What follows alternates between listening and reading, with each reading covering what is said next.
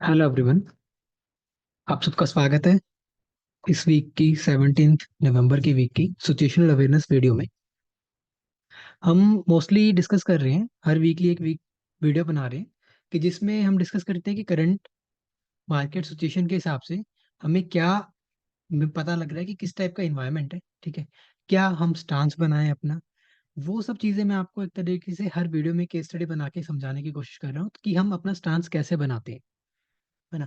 किस तरीके से हम इंडाइसेस को रीड करते हैं एंड जिसके बेसिस पे हम बोलते हैं कि यार ये फैक्टर लग रहा है मुझे, ये ऐसा हो रहा है, तो इसके बेसिस पे मुझे ऐसे अप्रोच करना चाहिए मार्केट में। तो वो सब मैं आपको गाइड करने की कोशिश कर रहा हूँ इन केस स्टडीज के थ्रू।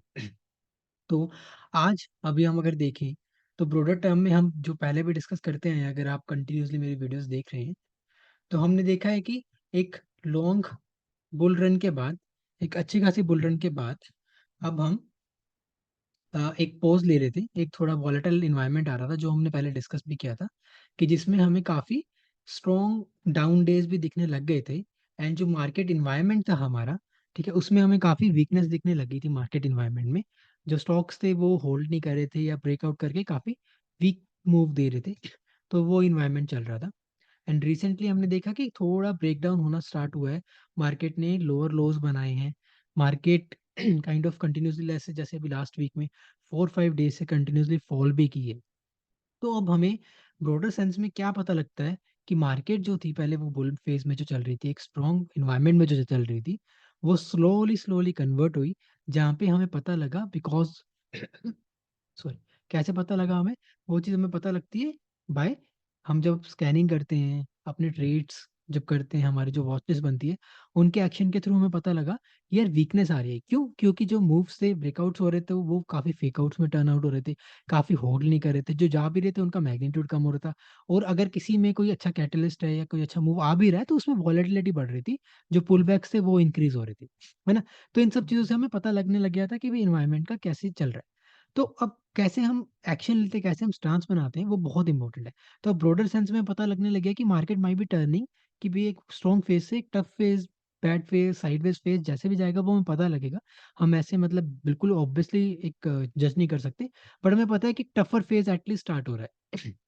तो टफर फेज जब हमें स्टार्ट हो रहा है तो हमें ये ध्यान रखना है कि हमें कोई भी रिवर्सल या कोई भी एक छोटी मोटी रैली आते ही एक तरीके से अग्रेसिव या बुलिश नहीं हो जाना, या मतलब एक तरीके से उस मोड में नहीं आ जाना कि भाई स्ट्रॉन्ग मार्केट स्टार्ट हो गया तो let me go aggressively in the markets, है ना।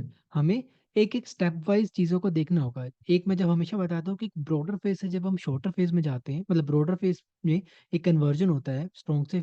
एक जैसे अगर ब्रॉडर फेज में मेरा स्टांस था कि स्ट्रॉन्गर मार्केट्स में है, तो मैं स्ट्रॉन्गर मार्केट्स में रहूंगा, उस फेज को चेंज होने के लिए टाइम लगेगा।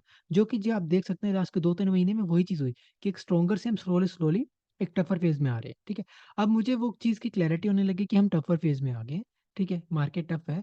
तो जब मुझे ये ब्रॉडर मेरा स्टांस बन गया कि मार्केट टफ है, तो मैं अभी इस स्टांस को चेंज करने के लिए I want some confirmation from the market. ऐसा नहीं है कि मैं 2 दिन मार्केट ऊपर जाती है तो मैं उस तरीके से ट्रेड करने लग जाऊंगा। ठीक है, अब यहाँ पे कैसी अपॉर्चुनिटीज बनती है, मेरा स्टांस यही रहेगा कि अच्छा मार्केट अप फेज में तो मुझे अपने रिस्क को प्रॉपरली कंट्रोल करके रखना है, कोई अग्रेसिवली मुझे ट्रेडिंग नहीं करनी। ठीक है। हाँ, मार्केट में कुछ रिवर्सल्स की अपॉर्चुनिटीज आती हैं जब मार्केट थोड़ा ओवरसोल्ड कंडीशंस में चली जाती है, बट वो भी इनिशियल डेज में जब मार्केट बहुत ही फ्रेश डाउन ट्रेंड में आ रही हो या फ्रेशली अपना स्टांस चेंज कर रही हो from stronger to downward market या टफर फेजेस, तो वहां पे भी रिवर्सल्स इनिशियली जो आते हैं या मूव्स जो आते हैं दे कैन बी वीक। क्यों?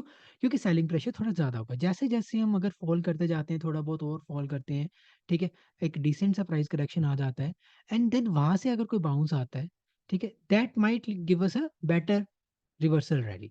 ठीक है, तो एट द एंड हम एक चीज का ये ध्यान रखें कि रिवर्सल आ सकते हैं, बट रिवर्सल्स की स्ट्रेंथ अभी इनिशियली कम हो सकती है। जैसे हमें थर्सडे को रिवर्सल मिला बट इतनी ज्यादा स्ट्रेंथ नहीं थी। माइट भी हम मंडे को भी फॉलो अप कर जाएं या दोबारा डाउन ट्रेंड को रिज्यूम कर जाएं, but that is then signal कि भाई हम कूद पड़े।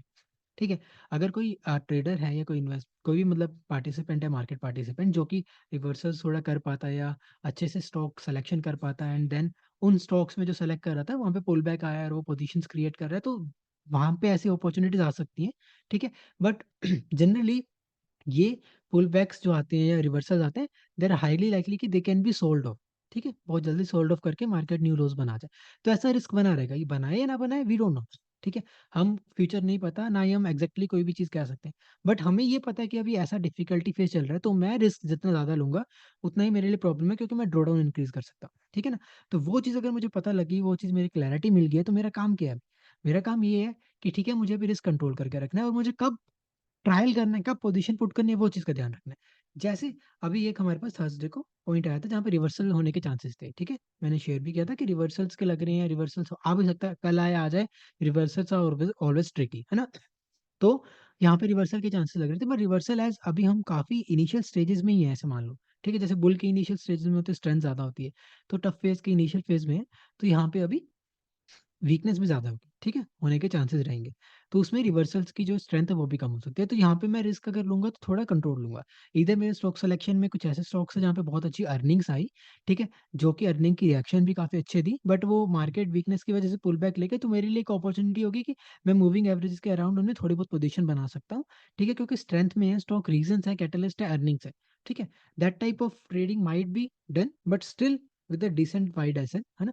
बट अगर मैं जस्ट एक ट्रेडिंग के पर्सपेक्टिव से जा रहा हूँ, तो मुझे पता है कि मुझे थोड़ा और वेट करना चाहिए। अगर मैं जा भी रहा हूँ तो बहुत ही टाइट एसेट, कम रिस्क के साथ जाऊँ, ताकि इन केस दोबारा रिवर्सल स्टार्ट होता है तो आई एम क्विकली आउट, है ना? बट जब अगर यहाँ से थोड़ा और बाउंस मतलब फॉल आ जाता है, ठीक है? मार्केट अभी ओवरऑल अराउंड 10% फॉल की है, ठीक है?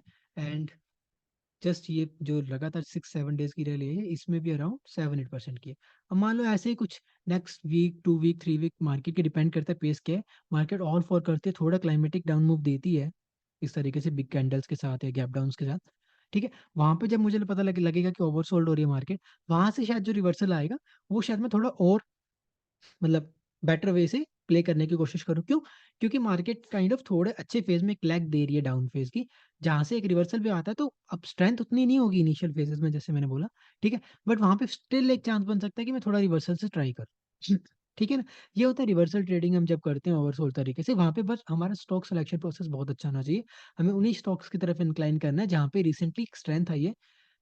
प्रेफर करना है कि जो न्यू ट्रेंड स्टार्ट हुए हैं, एक बड़े बेस से ब्रेकआउट कर रहे हो, ठीक है? अगर अर्निंग्स के साथ उनका रिएक्शन आया, कैटलिस्ट आया, तो और भी अच्छी बात है, ठीक है? अगर आप थोड़ा बहुत और फंडामेंटल्स भी देख सकते हैं, तो उसमें अगर आप देखते हैं कि वैल्यूएशंस कैसी है, क्या यहाँ पे एक मूव की प्रोबेबिलिटी या प्रायोरिटी बन रही है कि नहीं, क्या वैल्यूएशंस ऑलरेडी एक्सपेंसिव है कि थोड़ा रिस्की बन रहा है, वो सब चीज़ें अगर देख सकते हैं, तो देन आप स्टॉक सिलेक्शन और भी बेटर कर सकते हैं, इंप्रूव कर सकते हैं।